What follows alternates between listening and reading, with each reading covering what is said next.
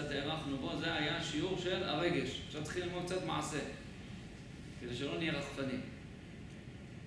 אז אמרנו שנלמד חודש אלול, הלכות, אז אין הרבה הלכות בחודש אלול. כי המלך בשדה, אין דברים מיוחדים. בני הספרדים ועדות המזרח, כך גם נהג הארי, אומרים סליחות כל יום, מיום שני או ראשון בלילה, יש כאלה שאומרים את זה בחצות לילה. זה בעצם שני כבר נקרא, כי היום הולך אחרי הלילה ולא להפך. אז מיום שני מתחילים בעצם להגיד סליחות כל החודש ימים האלה. מי שלא נוהג בזה, טוב לעבוד. אשכנזים מתחילים שבוע לפני ראש השנה. זאת אומרת, במוצאי שבת שלפני ראש השנה. מה? חודש. מתחילים אצלנו בראש חודש, אצל הספרדים, ואצל האשכנזים שבוע לפני. שבוע לפני ראש השנה. מוצאי שבת לפני ראש השנה. מי שלא אומר תהילים, או לא יכול להגיע, לגבי סליחות. בתוך הסליחות יש לנו כמה חלקים. יש חלקים שזה דברי סליחה רגילים. יש שם נקודות שאנחנו רואים את י"ג מידות הרחמים. מה שעכשיו מקודם אמרתי, השם, השם, כל רחום וחנון וכו'. את זה צריך להגיד דווקא במניין. אז אם לא נמצאים במניין, בן אדם אומר סליחות לבד בבית, מדלג על הדבר הזה ועל כל מה שכתוב בלשון ארמית. זה הדברים שמדלגים. כשאדם אומר סליחות ביחיד, הוא מדלג על י"ג מידות הרחמים ועל כל מה שכתוב בארמית. אפשר להגיד גם סליחות לבד, מי שלא מצליח להגיע לבית כנסת. בדרך כלל זה בשעות קשות בבתי כנסת. זה או בלילה מאוד מאוחר, או בבוקר, מוקדם. אז מי שלא מצליח להגיע לזמנים האלה, שיגיד בבית. שיגיד רק בלי י"ג מידות רחמים, ובלי הלשון של הארמית שכתובה שם. מי שקשה לו עם הסליחות, וגם מי שקל לו עם הסליחות, צריך בחודש הזה להרבות בתהילים. להגיד הרבה תהילים. תהילים, יש לנו 150 פרקי תהילים כפול 2, 150 כפול 2 זה 300, זה כבניין כפר. כפר זה בבניין 300. טוב לגמור את כל התהילים האלה פעמיים בזמן הזה. כל ה-40 יום האלו להגיד את התהילים פעמיים.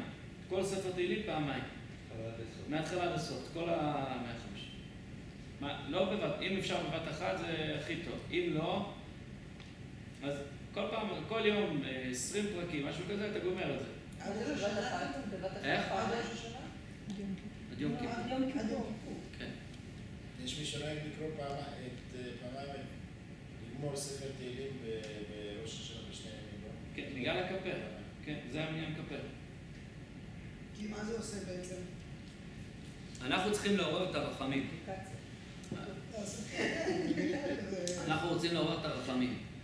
כל הדברים האלו, גם הסליחות, גם העניין הזה של תהילים, דברים שמעוררים את הרחמים אצל האדם, ומילא כשהאדם מעורר את הרחמים אצל עצמו, אז הוא יכול לגלות את עולם הרחמים.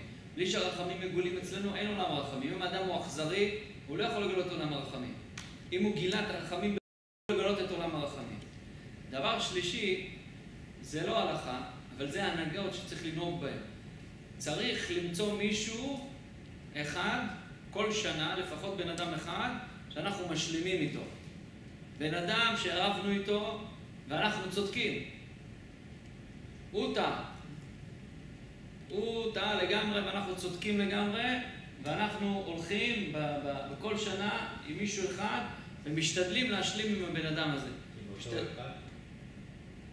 אם יש לך הרבה... כל שנה עם אותו אחד? כל פעם שומע על זה שזה חוזר על אותה שאלה כמו מקודם. כן.